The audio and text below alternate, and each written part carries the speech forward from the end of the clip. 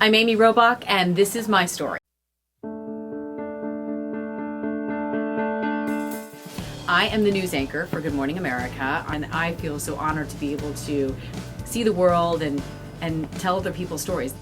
When I got into my first journalism class, I went out on my first story for University News, and it was about a young woman who had overdosed on drugs.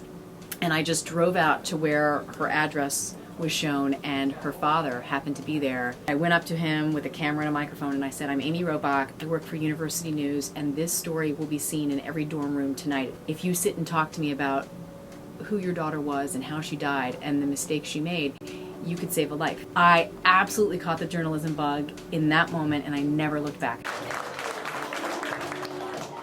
I've said, and it's an absolute true statement to make, that Good Morning America saved my life. I was 40 and had not had a mammogram and was not planning on getting a mammogram anytime soon. It was Good Morning America's producers who asked me to have the first ever, as far as they knew, live mammogram in the middle of Times Square to raise awareness for women getting tested at 40. I said no. I am not having my first mammogram televised. And Robin Roberts, who is a breast cancer survivor, told me, if you go in there and you go into that mammogram, you will save a life. And when she said that, it was very hard to say no to. So I said, yes, I'll do it to raise awareness. Never thinking in a million years that that mammogram would lead to a breast cancer diagnosis. I was annoyed that I got the call to come in for more tests. I wasn't nervous. I just didn't think it was possible that I could have breast cancer. But the doctor kept coming back in saying, is there anyone you can call to be with you when we give you the results? And there wasn't. So I said, I can call my husband and put him on speakerphone. He was on a business trip. She said, okay, let's do that. So I put Andrew on speakerphone, and at this point I'm getting nervous because she seemed fairly serious. But she hadn't gotten the results yet, so I kept telling myself it's going to be okay. She said, Mr. Shu, before we get started, before I read the results, I need to ask you a question. And that's when she said, Mr. Shu, are you driving?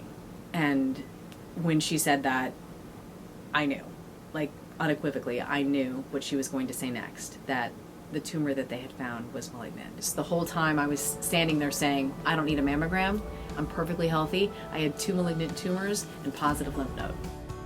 I decided to have a double mastectomy, and thank goodness I did, because if I had just had a lumpectomy to remove the one tumor that was spotted, they would never have found the second tumor. And when they went in to do the lymph nodes, they found that the cancer had spread there too. So that absolutely altered my course of treatment, and at that moment we knew I had to go to chemo.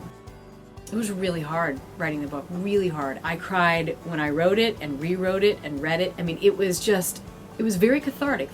The one piece of advice that I would give to women who are battling cancer is to let people help you. It's hard to be vulnerable and to accept help, but once you do, the love you receive is tremendous. I hope I'm a role model to other women by urging them to take their health seriously, to know that we're all vulnerable, that we all need to take care of ourselves. I'm Amy Robach, and I am a breast cancer survivor.